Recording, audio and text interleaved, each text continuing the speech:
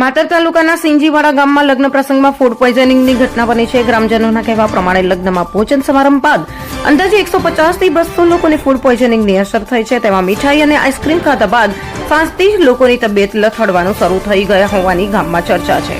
એક સાથે આટલી મોટી સંખ્યામાં લોકો બીમાર પડતા ગામના ક્લિનિકો દર્દીઓથી ઉભરાયા.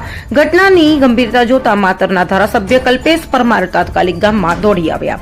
જિલ્લા આરોગ્ય અધિકારી વીએસ ધ્રુવે અને નાયબ મામલતદાર બાબા સાહેબ, સરપંચ શ્રી મનોજસિંહ, આરોગ્યના કર્મચારીઓ સ્થળ પર પહોંચ્યા હતા. ઉચ્ચ અધિકારીઓએ ગામમાં પહોંચીને સ્થિતિનો તાગ મેળવ્યો હતો. આરોગ્ય વિભાગની ટીમ દ્વારા આખા ગામમાં ઘરે ઘરે જઈને સઘન સર્વે હાથ ધરવામાં આવ્યો છે. અસરગ્રસ્ત તમામ લોકોને આરોગ્યની ટીમ દ્વારા સ્થળ પર જ જરૂરી ટ્રીટમેન્ટ આપવામાં આવી.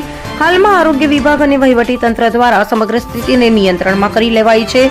આરોગ્ય વિભાગ દ્વારા શંકાસ્પદ ખોરાકના સેમ્પલ લઈને તપાસ અર્થે મોકલાયા. रिपोर्टर मोहम्मद खान पठान, मातर। हम दिखाएंगे सच्चाई की खबर चैनल को लाइक कीजिए, सब्सक्राइब कीजिए और हमारे साथ जुड़े रहिए. हम दिखाएंगे आपको सच्चाई की खबर.